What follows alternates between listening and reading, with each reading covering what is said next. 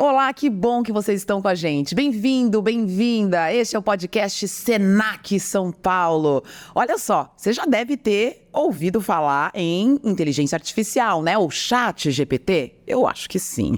Não dá para fugir disso. E qual a relação disso tudo com o futuro das profissões? Afinal, o que tem a ver com esse mundo de tecnologia que já chegou e que já está aqui na nossa vida, já está fazendo parte do seu dia a dia? Como a gente pode descobrir que impactos a inteligência artificial vai ter na nossa vida, hein? Na vida das pessoas. Estamos aqui para isso. E a gente vai entender isso de forma prática. Vamos falar de tudo isso hoje no programa.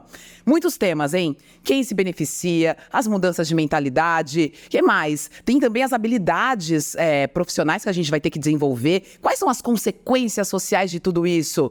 E o senso crítico nessa hora, hein? A gente pode confiar nas máquinas? Tá desconfiado? Sabe o que eu acho? Tem que ter informação. Quando a gente tem informação, tá tudo certo. Então, vem com a gente. No ar, o episódio número 8 do podcast Senac São Paulo. É o nosso segundo episódio em vídeo. E a gente tá aqui em vídeo para ficar mais próximo de você, para ter uma conexão mais vibrante. Vamos que vamos juntos. E se você tá gostando, vem com a gente, dá um retorno e também assista ao primeiro episódio que já tá lá. É só você acompanhar no Spotify e no YouTube, em vídeo e várias plataformas em áudio. Vamos juntos, aproveita aí e coloca um sininho para seguir a gente, porque aí você encontra todas as informações e muito conteúdo de educação, carreira, que vão contribuir para a sua jornada profissional, convidados especiais. É isso. Pronto, vem com a gente. Eu sou a Adriana Couto, um prazer estar com vocês. Eu sou uma mulher negra, cis, de 49 anos, tenho mais ou menos 1,63 m, eu tô com cabelos trançados, nagô, se chama essa trança, cabelos trançados para trás, tô com um brinco prateado e visto um vestido e um casaco terracota. Tô muito feliz de estar ao lado do meu amigo André Vasco. Caramba, depois de uma apresentação dessa, só me resta ser mais inclusivo ainda e me autodescrever, não é verdade? Por favor. Muito prazer. É um prazer estar aqui de novo, mais uma vez, Dri, que seja eterno enquanto dure nosso Querido projeto amigo. aqui, que é muito legal compartilhar o que eu sempre chamo de educatenimento, né? Muito prazer, eu sou André Vasco, eu sou um homem cis de 1,82 m, estou num processo de saúde através do esporte, então eu não sou nem magro, nem gordinho, eu tô aí na busca. Tem uma barba que dizem que tem alguns pelos brancos, eu não achei, porque eu vou lá e corto. Eu tenho brincos, eu tenho um tupete muito bonito, Justus tem inveja de mim, e é isso, eu tô com uma camisa branca, porque hoje eu vim bem apessoado, porque para receber nossos queridos convidados de hoje, não é verdade? Olha só, então eu vou começar apresentando-os, conhecendo os especialistas, né, como eu disse, que vieram trocar um papo sobre inteligência artificial. Ele é doutor em tecnologias da inteligência, com pós-doutorado em inteligência artificial pela PUC São Paulo, onde ele também é professor do Departamento de Administração e do Programa de Estudos Pós-Graduados em Tecnologia da Inteligência e Design Digital. Além disso, ele também pesquisa e escreve sobre os impactos sociais das tecnologias, inteligência artificial, indústria 4.0, gestão e inovação, e é coordenador do Observatório do Futuro do Trabalho. Marcelo Vieira Graglia, seja muito bem-vindo, uma honra ter você aqui com a gente, viu? Você viu? Caramba, eu apresentei você bonito. Fiquei impressionado. Bem-vindo. Obrigado, gente. Obrigado pelo convite. Bom, me descrevendo, eu sou um homem branco, 1,73 m de altura, 88 quilos, não estou fazendo a mesma ginástica que o André está fazendo. Tenho cabelo liso preto, a minha barba, eu já parei de cortar os fios brancos, senão ela acaba, né? Eu estou vestindo uma camiseta, uma camisa azul de mangas, um relógio preto, tenho sobrancelhas grossas. Elas ajudam a me definir. É uma característica importante, né? De falar. Muito bem-vindo, que bom que você está aqui. Obrigado. E a gente também tem aqui com a gente a Patrícia Pinheiro de Santana, que é formada em Letras pela USP, especialista em Design, Língua Portuguesa e Neuroeducação. Além disso, a Patrícia trabalha como designer educacional na Gerência de Tecnologias Aplicadas à Educação do Senac São Paulo. Adorei que você está aqui, porque eu acho que a gente tem muito o que trocar. Bem-vinda, Paty. Obrigada, Didi. Obrigada, André. Aproveitando, vou me descrever também. Eu sou uma mulher branca, de mais ou menos 1,70 m. acima do peso, diríamos assim. Eu não concordo. Eu não concordo mesmo. Continua. Eu tenho cabelos e olhos castanhos, acho que o cabelo um pouco avermelhado. E acho que é isso. Tá usando uma roupa bonita, toda azul. Toda azul. Está monocromática, assim como o Didi, que está de terracota, mas para vocês que não sabem o que é terracota, é tipo laranja. Laranja. Não é marrom. laranja. Mas a gente não vai gastar esse tempo aqui agora verdade, é melhor discutindo o meu figurino. Mas é terracota, eu só queria dizer isso pra vocês. Tá bom, desculpe. Vamos lá, né? Eu acho que pra colocar o... Pergunta pro chat GPT. É verdade. eu vou perguntar melhor que o chat GPT. Eu vou perguntar pra vocês. Eu acho que nada melhor que um pontapé inicial do que a gente colocando de uma maneira sem ruídos e de uma maneira bem simplória para todo mundo entender o que é inteligência artificial e o que é o bendito chat GPT. Legal. Bom, a inteligência artificial, no fundo, ela é um ramo da ciência da computação, né? E ele tem um nome, tem ele passa uma impressão de ser uma coisa muito sofisticada, né? E, na verdade, ele é um modelo matemático, né? E o que distingue a inteligência artificial dos programas, dos sistemas que a gente já conhece, é a capacidade de aprendizagem. Então, essa é a grande distinção, né? Então, a gente chama de inteligência artificial todo sistema que ele tem a capacidade de aprender. Então, essa é a característica diferenciadora da inteligência artificial. E também é uma coisa que a gente acha que é muito novo, e na verdade não é, né? É uma ciência que começou a ser desenvolvida ainda na década de 40, não tinha esse nome de inteligência artificial, ele adquiriu esse nome na década de 50, e aí tem toda uma história de desenvolvimento, que a gente às vezes tem a impressão, né, que é uma coisa que surgiu do nada e de repente, né? E na verdade não. Pois é. Não, bom, dá pra vocês darem alguns exemplos, né? Como que a inteligência tem sido utilizada? A inteligência artificial, né? Então, aí até a questão do ChatGPT, acho que é uma boa forma de a gente pensar, né? Ela começou sendo usada, digamos, sistema de inteligência artificial para coisas menos visíveis para a gente, né? Para o público comum, mais específico para cientistas da computação, para empresas, né? Então, por exemplo, inteligência artificial sendo usada para fazer predição. O que é predição? É uma previsão baseada em dados. Então, a inteligência artificial é muito boa nisso. Ela pega uma série de dados que você tem armazenado em algum lugar, né? E ele captura tendências ali e projeta o que vai acontecer, né? Então, isso é uma aplicação bastante comum, né? E em vários sistemas, por exemplo, sistemas de detecção de fraude, né? Então, a inteligência artificial também é muito boa para prever comportamentos ou comportamentos diferentes, né? Então, fraude, geralmente, né, existe uma anomalia em alguma ação, então ela captura, né? E a forma que talvez a gente esteja mais próximo, né, que é a parte de conversação, dos chats, né, como o ChatGPT, que com os sistemas que fazem com auxílio de voz, enfim, todos isso, os bots, né? Então nós estamos mais próximos, assim, né, mais familiar a esse tipo de relação, né? E o ChatGPT, que digamos a gente pode dizer que é o último lançamento de impacto, né, de inteligência artificial, é essa capacidade fantástica de trabalhar com uma quantidade de dados imensa, né, com bilhões de parâmetros e ter, a gente pode dizer assim, uma capacidade, entre aspas, criativa, de pegar coisas que já existem, né, e transformar numa imagem, transformar num áudio, transformar num texto. Então é isso que está até assustando um pouco a gente das potencialidades que são reais, né, para o bem e para o mal, né, dessa tecnologia. Até complementando um pouco, Marcelo, todo mundo em algum momento já interagiu com alguma inteligência artificial. Aqui mesmo, o pessoal que deve estar ouvindo pelo Spotify, tem bom gosto, gosta de programas que falam sobre o mundo do trabalho, vai ter uma sugestão do que ouvir na sequência. Então, isso com certeza já é uma inteligência artificial que está indicando para a pessoa o que ela vai ouvir que está relacionado aos interesses dela. Assim como no YouTube também, alguns vídeos são sugeridos conforme o que você assiste, né? O algoritmo vai aprendendo o que você gosta e vai sugerindo coisas similares. Da mesma forma, acho que para a gente chegar aqui, todo mundo deve ter usado alguma inteligência artificial que também calculou a probabilidade de você traçar a melhor rota para chegar em tal caminho. Esses aplicativos também utilizam inteligência artificial. Sim. Né?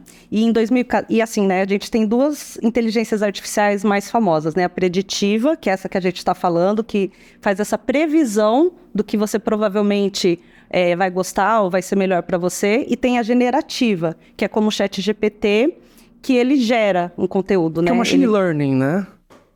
Também é um Também, conceito que está né? Machine learning é relacionado. um desses. Tudo é machine learning. Tudo é machine Inteligência. learning. Machine learning é, digamos, uma expressão que define os modelos de aprendizagem. De pegar as referências e de criar aprender, algo. Tá. Né? Então, quando a gente fala, né, quando a gente falou que a inteligência artificial ela se diferencia por ela aprender, né, é através de modelos de machine learning que, né, são algoritmos que servem para isso, para o sistema aprender. Aí o machine learning tem várias subdivisões, né?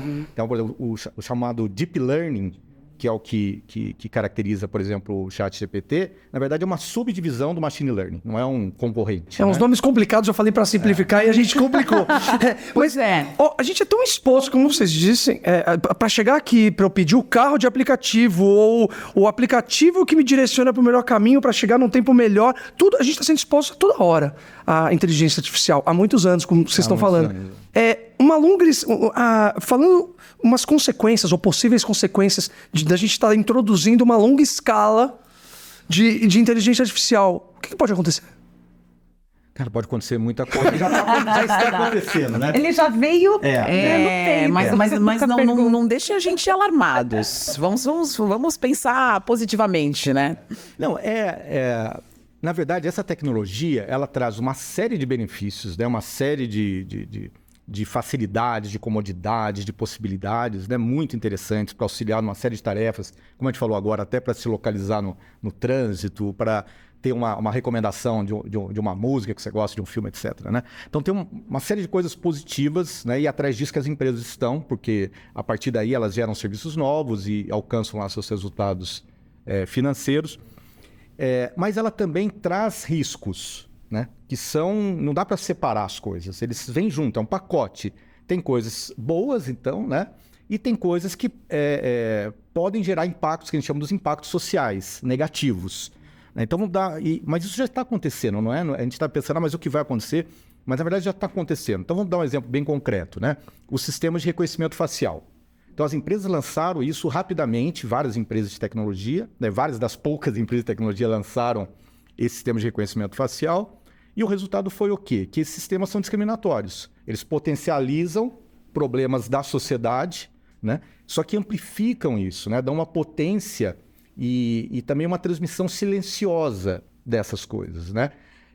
Que a gente fala que isso vem através dos vieses, mas não somente dos vieses, né? Que se fala que tem nos bancos de dados, mas também, até certo ponto, de uma certa falta de responsabilidade para lançar um produto desse. Então, isso já está acontecendo, né? Nos Estados Unidos, por exemplo, as polícias estaduais começaram a usar esses sistemas e aumentou ainda mais a criminalização de negros, né? Então, eles até suspenderam esse tipo de aplicação, né? Há vieses de gênero, né? Então, até pouquíssimo tempo atrás, e talvez ainda esteja acontecendo, o sistema de análise de créditos concede mais créditos para homem do que para as mulheres, né? Então, assim, às vezes a gente tem aquele temor daquela inteligência artificial que vai dominar o mundo, né? Aquela coisa toda, mas acho que a gente tem que se preocupar antes com algumas coisas, né? Sim, eu acho que se preocupar, inclusive, com quem somos nós, que sociedade estamos construindo, porque a inteligência artificial, ela acaba sendo um reflexo e até uma extensão da nossa sociedade e dos problemas. Você está falando aí de racismo, você está falando de homofobia, você está falando de machismo. A máquina também se torna racista, machista, homofóbica, porque... Até porque a máquina é um reflexo nosso. É o que a gente estava falando lá dentro com a Patrícia. A máquina só tem um problema, a pecinha que está na frente, que aperta o botão. Exatamente. Né, Patrícia? Exatamente. E assim, além de toda essa questão do que a máquina faz, a gente também tem toda a questão antes da máquina, né? Então, por exemplo, quer dizer, antes da máquina assim, né? Por trás. Quando a gente pensa que são 5 Big Techs que estão no controle de uma tecnologia que o mundo inteiro está querendo ter acesso e tudo mais, a gente pensa, né? Na mão de quem está esse poder, está esse dinheiro, está... Essas pessoas que estão construindo essa inteligência, quem são essas pessoas? São homens brancos, cis... norte-americanos que falam inglês, eles estão construindo esse modelo matemático que, de certa forma, toma decisões. Porque toda vez que você faz uma escolha, entre essa e essa, você tem um viés, você tem uma certa subjetividade. E essas pessoas que estão tomando essas decisões nessa máquina, elas estão definindo o nosso futuro, né? O nosso presente e o nosso futuro. E, além disso, a gente tem uma outra questão. Quando a gente está no processo de automação, do trabalho que já vem desde o século XX, já vem de muito tempo, só que ele está sendo extremamente acelerado. Só que quando a gente automatiza, principalmente algumas funções que tendem a ser mais mecânicas, a gente está tirando o trabalho de certas pessoas que ocupavam essas funções que não são exatamente as funções mais privilegiadas da sociedade. Então, o Marcelo até falou em uma outra palestra, né, quando ele perguntou para o ChatGPT quais grupos socioeconômicos devem ser mais impactados. O chat responde, né? São as minorias, diríamos assim, né? Mulheres, negros, latinos, pessoas com deficiência. Então, esse também é um cenário que a gente tem que ver, né? Não existe uma mera realocação de funções. O cenário é super complexo, assim. A gente precisa se preparar e precisa estar consciente de tudo que essa tecnologia empregada no nosso cotidiano acaba acarretando na nossa dinâmica social. Potencializa tanto para o bem quanto para o mal, né? Eu só vou falar mais uma questão para a gente até passar para um outro ponto que diz respeito ao mercado de trabalho e aprendizagem, mas eu fico muito impressionada com as imagens geradas. E a gente, num mundo de imagens que muitas delas são falsas. Como é que a gente vai detectar imagens verdadeiras e imagens falsas? A gente está chegando num novo lugar, num novo paradigma aí. Vamos ter que treinar esse olhar também, né? Com certeza. Vamos ter que treinar esse olhar. Era o que a gente estava falando, né? É um modelo matemático, ele não tem discernimento, ele não tem conhecimento de mundo. O que ele faz é uma associação entre palavras e números, diríamos assim, e a probabilidade daquilo que você perguntou está mais associado àquele contexto. Mas, por exemplo, se você pede uma imagem, o Midjourney, o DALL-E, tem o mesmo funcionamento do ChatGPT, só que ele trabalha com pixels, né, em vez de palavras. Então, você fala lá para o Midjourney, eu quero um salmão descendo o rio. Aí ele pode gerar aquela imagem que virou meme de vários pedaços de carne, de salmão, assim, descendo o rio. Um salmão com... Como é que a gente come geralmente o salmão? Não é com aspargos, com... sei lá. Wasabi. É o wasabi. Sei lá. Aspargos, eu fui longe agora. Falei, nossa, deu até fome. Muito bem, muito bem. Sabe que só fazer um comentário rápido, essa questão das imagens, né? O que está acontecendo nesse momento, né? Essas imagens geradas artificialmente, algumas a gente tem algumas sutilezas que a gente percebe. Então, por exemplo, a interface entre o cabelo e a pele, geralmente a imagem fica um pouco nublada. A simetria ainda não é perfeita. Se você tiver de brincos, um brinco fica diferente do outro. Tem algumas sutilezas que, como você falou, a gente consegue treinar o olhar. Só que isso já tá sendo ultrapassado. Já, né? As mãos também, a IA não é boa para definir mãos, mas isso, as mais sofisticadas, já está ultrapassado. Então, a gente está chegando num ponto que essas imagens, você não consegue distingui-las das imagens reais. E aí o que eu queria comentar no fenômeno é o seguinte, os sistemas de busca, por exemplo, o Google, já estão sendo alimentados com essas imagens que são falsas. Então, ou seja, a gente começa a perder toda a referência, porque eu posso ver uma imagem falsa e falar, deixa eu pesquisar para ver se ela é verdadeira ou não. Né? Só que daqui a pouco você não vai conseguir, porque a maior parte dos dados do Google já vão ser dados artificiais, né? São dados sintéticos, por assim dizer. Então, olha aqui. É como se você ensinasse o errado para uma criança. Depois você não vai conseguir ela não vai conseguir discernir o que é certo ou errado, porque você está ensinando errado. É muito louco isso. Você entra numa operação. O deepfake. Nossa, a gente pode voar aqui. Pode voar, mas que discussão importante. E é por isso que a gente vai trazer essa discussão agora para a educação. Vamos? Que tal? Vamos ver como é que o chat GPT, por exemplo, pode ser utilizado para fins educacionais. Então, eu acho que o maior ganho de trabalhar com chat GPT na sala de aula tem a ver principalmente com as metodologias ativas. Então, eu acho que mais que nunca, essa é uma discussão muito antiga na educação, mas mais que nunca a gente tem que esquecer aquela ideia de que o aluno um depósito onde a gente coloca informação, coloca conteúdo e ele tem que simplesmente responder perguntas, fazer textos dissertativos sobre determinado tema que não se relaciona com a realidade dele. Eu acho que o chat trouxe essa possibilidade da gente falar para o aluno, olha, aula que vem a gente vai trabalhar com tal tema.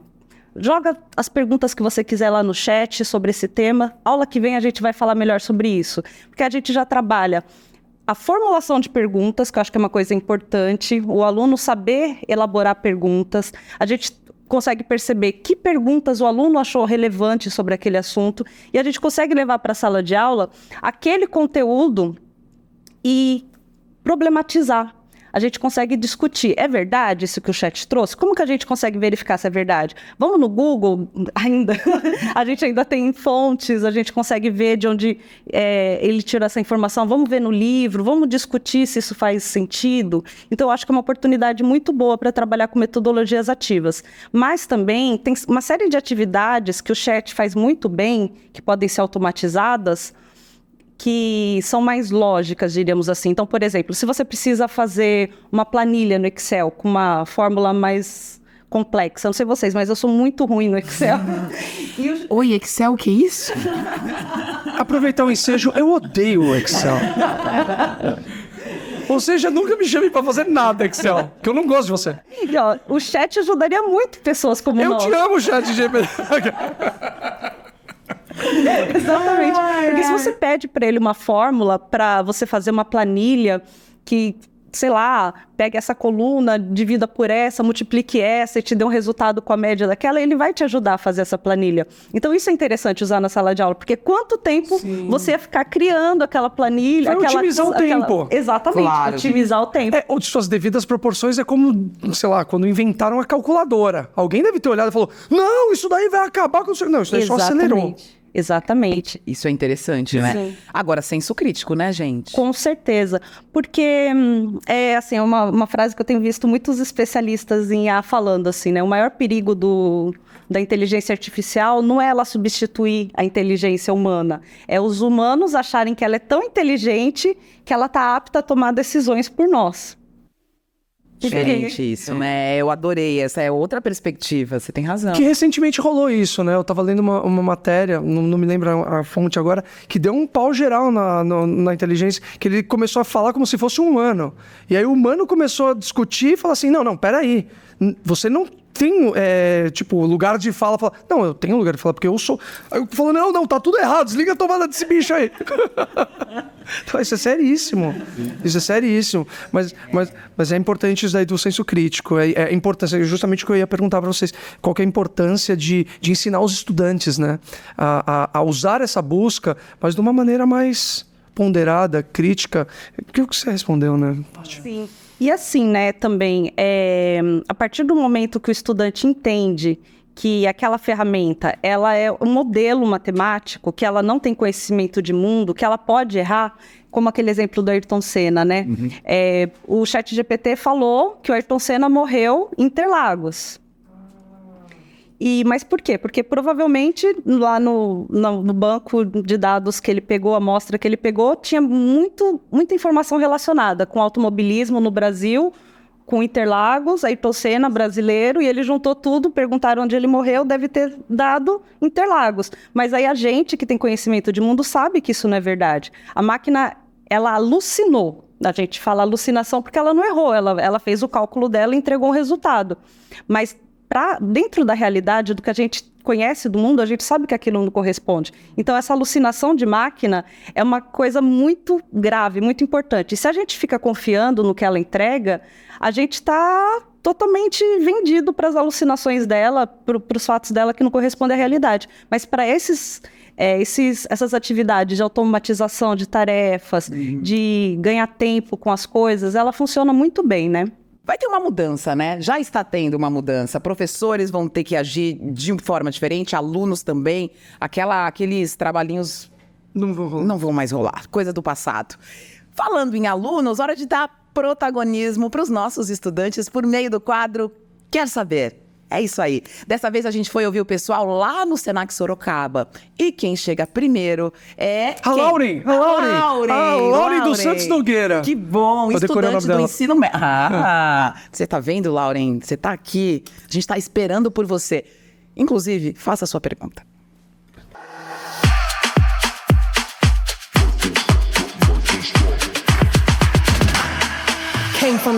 Meu nome é Lauren Nogueira, eu sou estudante aqui da unidade do Senac Sorocaba, estou cursando o ensino médio integrado ao técnico de informática.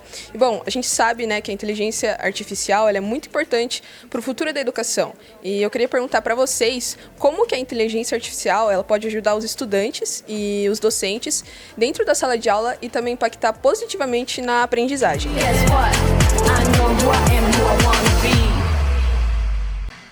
Pergunta de milhões, hein? Nossa. Grande Lauren. Eu acho que o maior impacto, o que ela mais pode ajudar, é exatamente o que a gente estava falando, é na velocidade do aprendizado, enquanto que o aluno pode ser mais participativo na sala de aula e principalmente no tempo que ele leva para aprofundar no assunto. Porque antes o professor passava a lição na lousa, a gente via no livro, respondia a pergunta. Isso tudo demorava muito para a gente chegar no nível que o aluno respondia, fazia, entendia o quanto que aquilo fazia parte do cotidiano da vida dele. Agora é muito mais rápido para ele aprender, para ele buscar, para ele ver o quanto que aquilo faz parte da vida dele. E aquelas tarefas que a gente falou que podem ser automatizadas, a gente pode automatizar na sala de aula também, não só na elaboração de planilhas, né, como eu falei, mas, por exemplo, na organização de dados. Se você tem um código de programação com erro, é muito mais fácil você passar no chat para ele identificar onde está o erro. Se você precisa gerar um código, é muito mais rápido também você pedir ajuda do chat para gerar. Se você precisa, sei lá, no final da aula, criar um site para resumir os aprendizados daquele período, o chat vai te ajudar a fazer os comandos para você criar um site e você colocar lá todo o percurso de aprendizagem. Então, é sempre nesse sentido, da velocidade, do aprofundamento que ele permite os alunos irem e dessas ferramentas que ajudam a aprendizagem, ajudam a fixar o conhecimento lá no final. Ele é para ser um assistente. Então, para ele te dominar. Não deixe o chat te dominar. Exatamente. E nós vamos deixar agora mais um aluno nos dominar no quadro Quer Saber. A gente continua na unidade Sorocaba, lá do Senac. Quem pergunta agora é o Guilherme César Cruz Cardoso, que ele está estudando o técnico em publicidade. Marcelo, para você, fique esperto.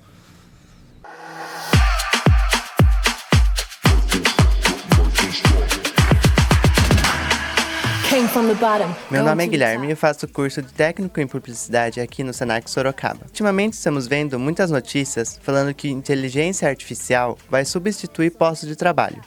Então, como que eu posso fazer para me preparar, me atualizar, para utilizar essa ferramenta ao meu favor de forma produtiva para eu me destacar no mercado de trabalho?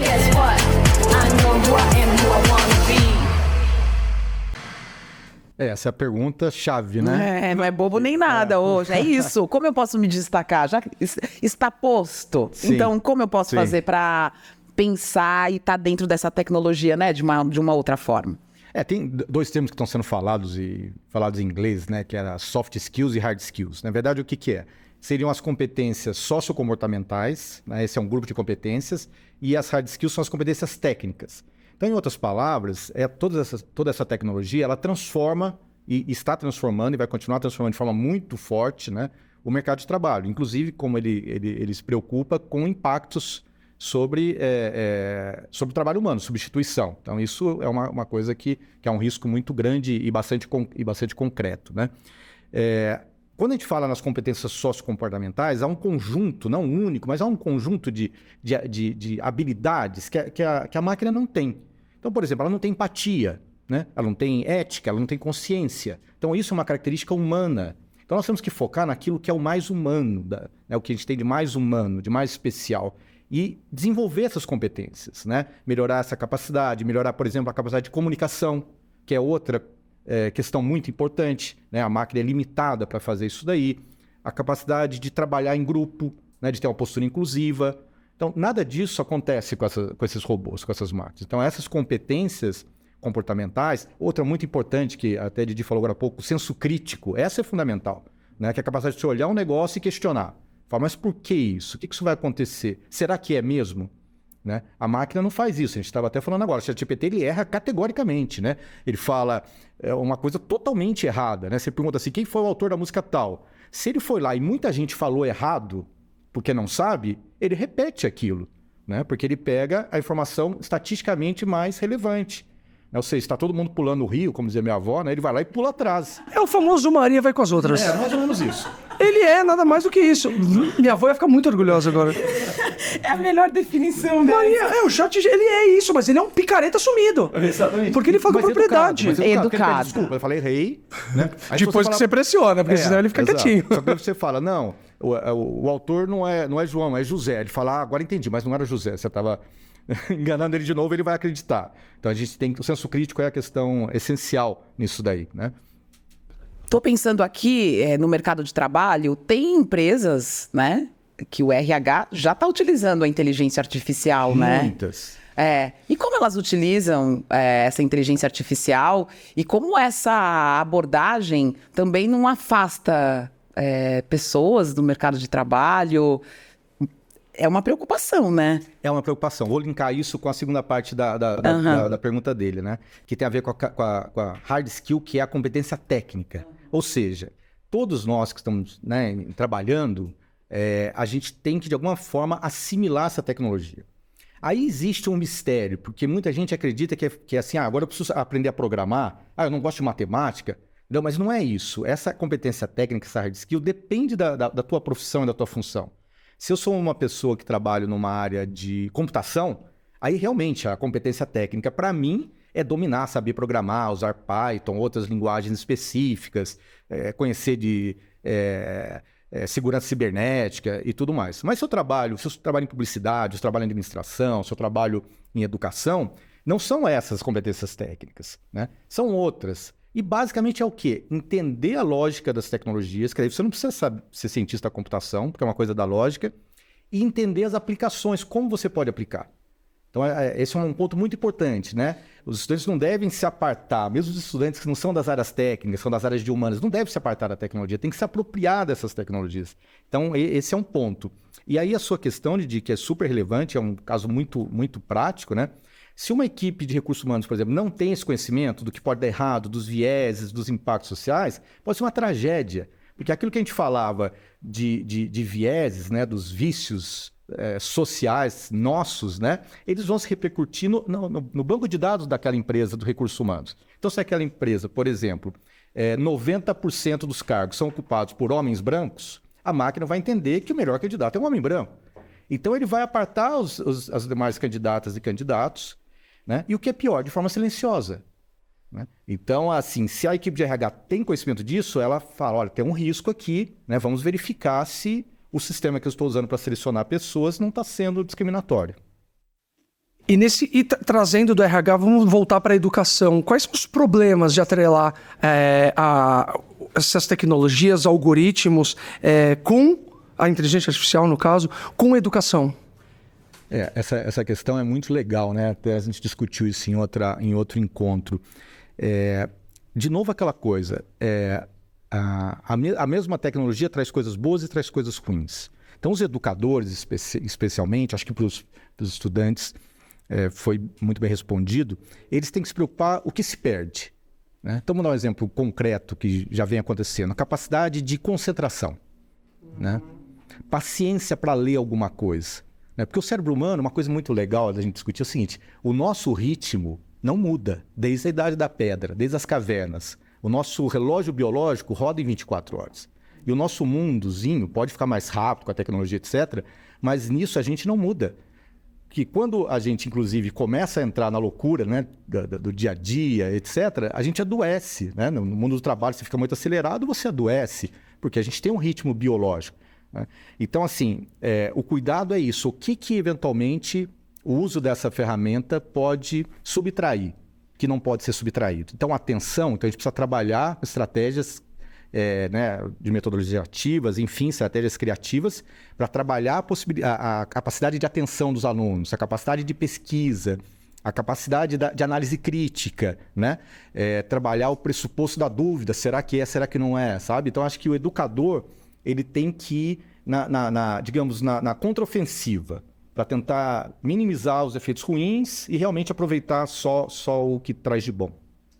Patrícia, você quer complementar entre essas soluções e os problemas de atrelar a tecnologia à educação, essa tecnologia? Eu achei perfeito o que o Marcelo falou. Eu acho que o problema é sempre quando não é usado de forma crítica. Se não é usado de forma crítica, vai ser usado de forma alienada e você vai estar vendido. Hoje, eu sinto que o educador não tem opção. Não quero lidar com isso. Você vê, todas as escolas, sejam escolas públicas, privadas, usam, por exemplo, ou o Google Classroom ou alguma ferramenta da Microsoft. E ambas empresas já estão atrelando suas inteligências artificiais aos seus produtos, aos seus pacotes. Então, não tem muito para onde você... O seu celular está ali, todas as pessoas ao seu redor estão ali, o mundo do trabalho está empregando isso.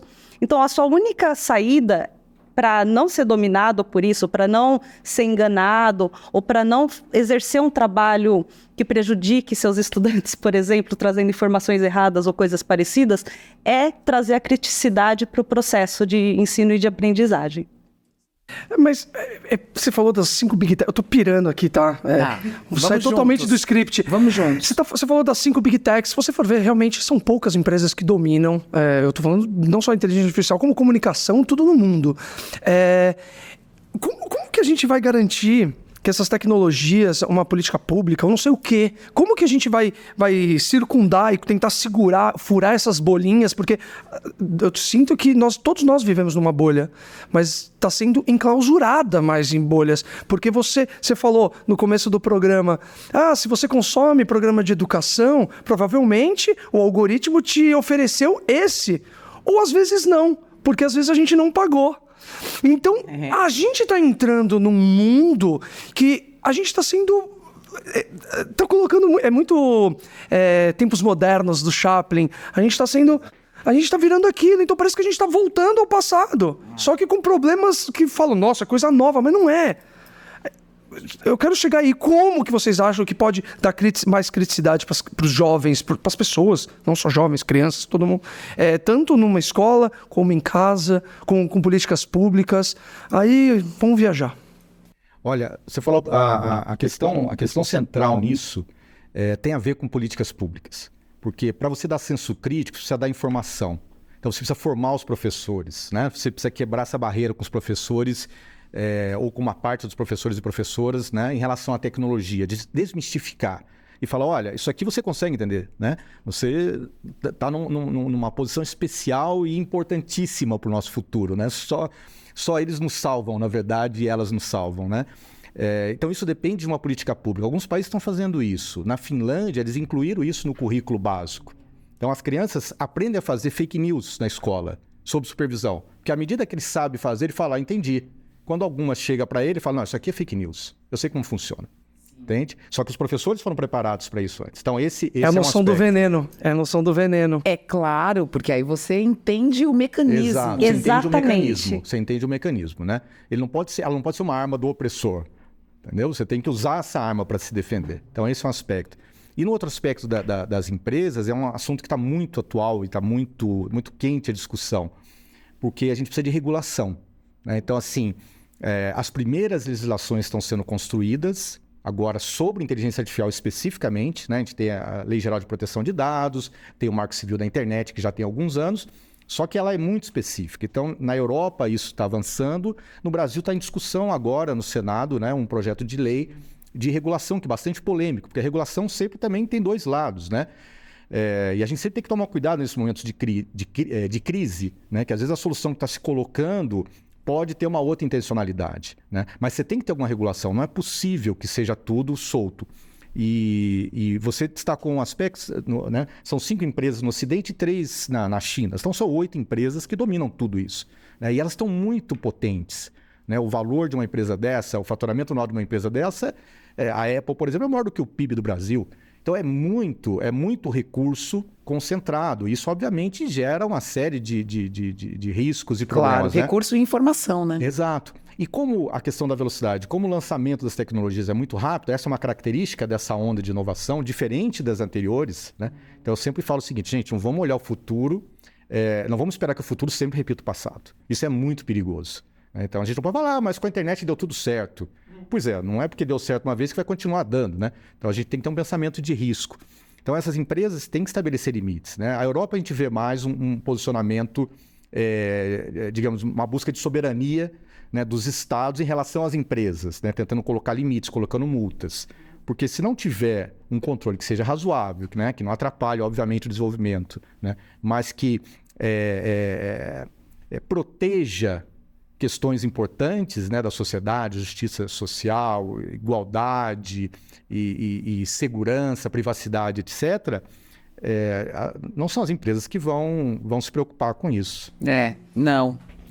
só complementando, e eu acho que além das políticas públicas, da regulamentação, que é fundamental, acho que no nosso dia a dia, essa questão da criticidade, de você, como você falou, desvendar o mecanismo, foi isso que você falou? Sim. Isso para mim é perfeito, porque até vendo assim no meu dia a dia, quando você explica para as pessoas o que tem por detrás disso, a atitude das pessoas em relação àquela ferramenta é diferente, né? Então, por exemplo, você vê num país como o Brasil, estava falando com o André antes, né, do programa, a gente tem quase 100 milhões de pessoas sem acesso a tratamento de esgoto. Então, metade do Brasil praticamente não tem saneamento básico.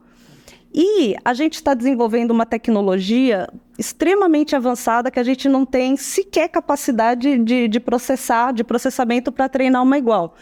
Então, assim, quando a gente começa a ver esses dados e a falar assim, tá, mas o que a gente está fazendo? Para onde estão indo os nossos recursos? E o que importa para a gente? Para onde a gente quer caminhar? Uma inteligência artificial poderia nos ajudar? Eu não tenho dúvida. Existem muitos problemas complexos no mundo que eu acho que uma inteligência ajudaria a gente a resolver muito mais rápido. Claro, avançar, né, em várias discussões e soluções. E está aumentando o abismo social mais ainda, né? Esse é o contraponto. Exatamente. É muito doido isso. Mas é isso. Eu acho que se a gente tiver criticidade de ver que esse modelo, essas ferramentas que estão aí, essas pessoas que estão fazendo essas ferramentas não correspondem à nossa realidade, ao que a gente precisa, a gente consegue enxergar essas tecnologias com criticidade e falar, não, elas não funcionam bem, elas não estão indo no caminho certo, talvez a gente possa fazer a nossa, de repente, com a nossa linguagem, de acordo para resolver os nossos problemas, de acordo com a nossa realidade. Então, eu acho que o senso crítico também ajuda para a gente pensar em soluções diferentes, feitas por nós. Sim. Fala. Não, é porque assim, Nossa, a cabeça tá... Então, exatamente. Vídeo, eu ia dizer assim, vocês estão vendo saindo uma fumacinha da minha cabeça, assim... Porque a gente vai fazendo várias associações, né? Eu que trabalho com cultura, com entretenimento, a gente vai até consumir cultura e entretenimento de uma outra forma também. Tudo tá mudando, né? Sim. A gente tá falando de mundo de trabalho, do mundo do trabalho, mas a gente tá falando de uma revolução muito ampla. Muito ampla, em todos os sentidos, né? O programa que o Marcelo atua trabalha um pouco isso de forma multidisciplinar. E eu acho que essa também é uma outra palavra-chave para a gente olhar para esse contexto, né, Marcelo? Essa é uma palavra-chave, né? Até em aspectos, às vezes parece um pouco subjetivo, mas é muito objetivo e concreto, né?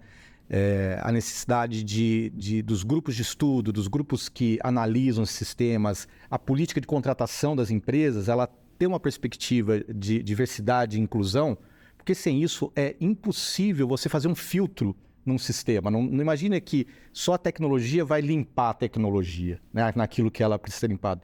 Você ainda precisa do humano, porque ela é uma criação humana, né? Então, de novo, aquela coisa, se toda a equipe de desenvolvedores é composta de homens brancos que vivem na zona oeste de São Paulo, que estudaram em 3 universidades, eles têm uma visão de mundo muito próxima. E tem uma ignorância sobre outros aspectos, como todo grupo tem, né? Então, se o grupo é mais rico, mais diverso, diminui a chance de problema, porque você tem os olhares múltiplos ali, né? Então, essa questão de inclusão e diversidade é uma questão central nisso. Até o programa, né, que eu atuo na PUC, o TID, é um programa que mistura, né, gente de várias formações, engenheiros, administradores, semioticistas, pessoas de comunicação, jornalistas, para discutir esse assunto. É muito legal. Para pensar o mundo. E é importante isso que a gente está fazendo e que isso extravase e vá para as salas de aula, para os grupos de WhatsApp, para os rolê no clube, no futebol, a cerveja depois do futebol. Eu acho extremamente importante, porque que nem a gente estava falando lá, Paty, e eu sempre levanto essa bandeira. O problema do mundo é a falta de referência e os ruídos comunicacionais. Porque de um lado a gente tem pesquisadores mega ultra bem informados e com acesso à informação, e do outro um grupo que tem acesso a tudo, mas às vezes não sabe como usar, não sabe como pesquisar, e aí não consegue se comunicar. Ninguém consegue se comunicar, não consegue conversar. Esse assunto é importante, porque, por exemplo, você estava falando da PL que está tramitando. É muito doido, porque as pessoas elas simplificam ela de uma maneira e tem muitas entrelinhas que às vezes você chega até a falar assim, será que a pessoa que escreveu, ela entende do que está falando? Será que isso entrou numa roda de discussão? Estão falando sobre isso? Fica no ar. E até uma questão assim sobre o Senac, né? Recentemente, a gente teve a criação dessa nova gerência que eu atuo, que é a Gerência de Tecnologias Aplicadas à Educação. E a gente tem diferentes frentes, a gente trabalha uma parte com a EAD, tem uma outra parte que a gente faz a gestão dos softwares educacionais, mas também tem um papel que a gente está trabalhando agora, que é justamente de pegar esse conhecimento do mercado, esse conhecimento da academia, esse conhecimento da sociedade e ver como a gente pode ajudar professores e alunos na sala de aula para eles estarem mais preparados justamente para esse mundo que está sendo mediado pelas tecnologias. Sim.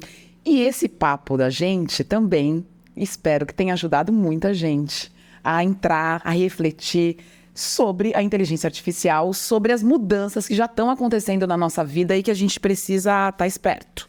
E que esse papo é orgânico, né? Ele continua, ele vai indo e vai vindo coisas. Não vamos ser Maria vai com as outras como o ChatGPT. Vamos buscar conhecimentos diversos, por exemplo, livros. Você precisa de livros para se informar. E a gente aqui no podcast Senac São Paulo, ó, tem sempre um livro para te indicar, um livro também para dar de presente para os nossos Olha aqui, convidados. Deixa eu mostrar aqui, ó, tipo Faustão. Mostra. Olha lá. Inteligência Artificial e Aprendizado de Máquina. O autor é o Vaz Radman. Radman. Olha que legal. Olha só, você que quer mais informações? www.editorasenacsp.com.br www.editorasenacsp.com.br. Tem informações sobre o livro e tem informações sobre outras publicações. É interessante que a gente possa também conseguir se aprofundar no tema, ouvir muita gente. Tem muita gente falando sobre isso, estudando sobre isso.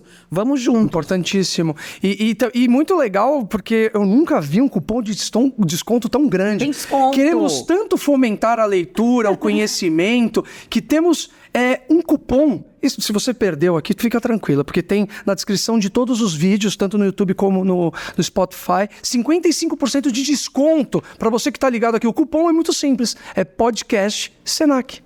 Podcast Senac, 55% de desconto. Caramba, é uma ajudona essa daí, hein? Eu nunca vi, parece que geralmente as pessoas falam, desconto, aí dá 3%, 2%,32%. Tem um descontão pra você, 8,9. Não, meu amor, eu quero 55. 55, muito bom. Muito obrigado, editora Senac, pelos presentes, pelo desconto. É isso, né, Di? É isso, Eu ficaria aqui horas. Vamos deixar nossos convidados também fecharem aí. Muito obrigada. Marcelo, Patrícia, que prazer tê-los aqui. Muito obrigada, adorei a conversa. Tinha tantas outras coisas ainda para falar, mas seria um dia inteiro falando. Obrigada mesmo, adorei conhecer vocês, adorei estar aqui com o Marcelo. Mas quem quiser continuar esse papo, que nem eu disse, tem que ser orgânico. Passa suas redes sociais, seu Instagram, Twitter, o que você tiver aí, que as pessoas podem te chamar. É claro, certo, podem me chamar, com certeza. Eu sou Patrícia Santana com apóstrofo depois do T. E eu tô no LinkedIn, no Instagram. E isso. E qual é o próximo? Vou deixar você agora. A gente não combinou isso, Patrícia. Você tá falando assim, ai, quanta coisa que deixou de fora. Me dá um tema para um próximo podcast aí de inteligência artificial, hein? O que a gente tem que falar? Olha, eu acho que é muito fascinante como o modelo de negócio do ChatGPT é bem sucedido, porque ele é muito simpático, ele é muito agradável, você fala com ele e é como se ele te entendesse, ele é sempre gentil e eu acho que isso foi uma sacada incrível, assim, né? Porque se não fosse isso, talvez ele não fosse tão bem sucedido. Olha aí, isso é legal a gente entender, porque eu acho assim, quem quem é simpático ganha espaço na vida, meu amor. Tem pesquisas, inclusive, que dizem isso. Se você é simpático, você ganha mais. É mesmo? Caramba, eu sempre fui simpático. Eu sempre... Isso não tá batendo. Tá rica.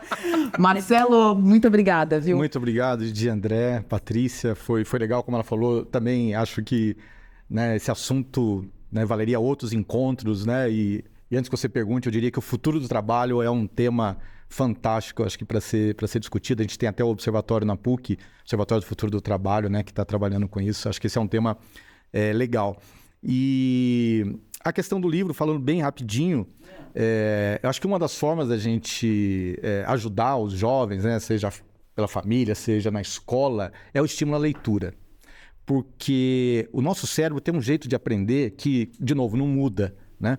Então, quando a gente lê um livro e lê um texto, o cérebro é obrigado a criar as imagens, ele faz sinapses para criar. Até que geralmente a gente lê um livro e fica decepcionado com um filme, né? É mais comum isso, né? Então, essa aprendizagem, né, das nossas redes neurais acontece com esse exercício de abstração. Quando já vem tudo pronto, a gente não faz isso, sabe? Então, assim, o livro ele precisa sobreviver, senão a gente vai ficar só repetindo coisas no mundo. Que maravilha. Não, e a leitura é exatamente isso. É libertador. É libertador, empatia, assim, na veia, porque você se coloca no lugar do outro. Isso. Você vive a vida de outra pessoa. A gente não pode abrir mão disso.